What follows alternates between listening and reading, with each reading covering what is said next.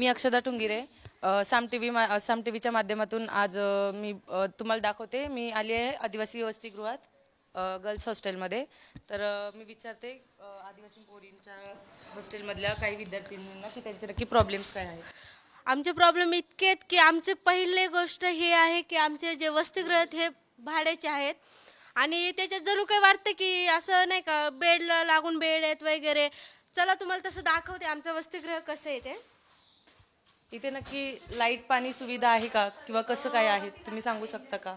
इथे जसे प्रत्येक हॉस्टेलला जसे प्रॉब्लेम आहेत, लाईट जाते किंवा लाईट जाते तेव्हा पाणी येतं, पाणी येतं तेव्हा लाईट चालू केली जाते, असे भरपूर आहेत. इथे लायब्ररीची सुविधा नाहीये. मुली पैसे भरून बाहेर लायब्ररीला जातात, बाहेर जाऊन अभ्यास करतात. इथं ऑफिस आहे, इथं कम्प्युटरची एवढी सुविधा नाही. इतक्या मुली जर इथे राहत असतील तर त्यांना कम्प्युटरची तेवढी सुविधा झाली पाहिजे. इथं ऑर्डन पाहिजे कंपल्सरी, इथे कर्मचारी पाहिजे कंपल्सरी. यांचं असं हॉस्टेल आहे की तिथे इतक्या मुली राहतात पण बेडला बेड लागून आहेत. जणू काही इथे गुरांवाणी झोपवलं जातं. आश्रमशाळेत पण तीच परिस्थिती आणि ह्या हॉस्टेलला पण पुण्या ठिकाणी जर असे हॉस्टेलला जर इतके प्रॉब्लेम असतील तर आश्रमशाळेत कितीच प्रॉब्लेम असतील. चला मी दाखवते तुम्हाला आता पोरींची परिस्थिती काय आहे.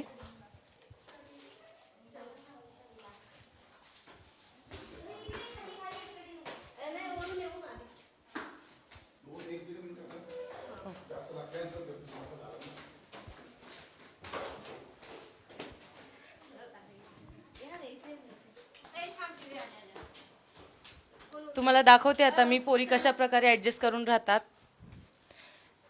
हे आहेत रूमा, तुम्ही बघू शकता इथे कसे बेडला बेड चिटकून आहेत. पोरी खूप ऍडजस्ट करतात.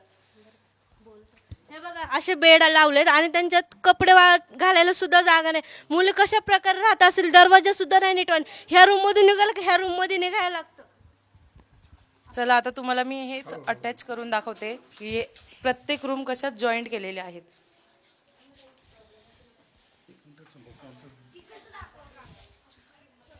ही अशा प्रकारे ही परिस्थिती आहे. अशा प्रकारे परिस्थिती आहे. पोरींना टेबलवर भांडी सुकवावी लागत आहेत. किचन सुद्धा दिलेले नाहीयेत. ही आजची बिकट परिस्थिती आहे आदिवासी मुलींची. एवढा निधी येतो तरी यांना पुण्यासारख्या ठिकाणी वसतिगृह मिळत नाहीयेत, जागा मिळत नाहीये. का मिळत नाही? एवढा आमचा निधी जातोय कुठे? असे बाहेर पद्धतीने कपडे वाळवायला घालायला लागतात.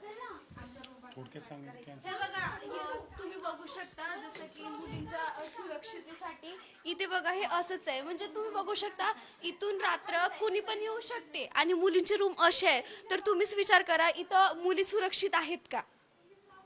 चला तर मी तुम्हाला पुढे दाखवते या साम टीव्हीच्या माध्यमातून. मी अक्षदा टुंगिरे.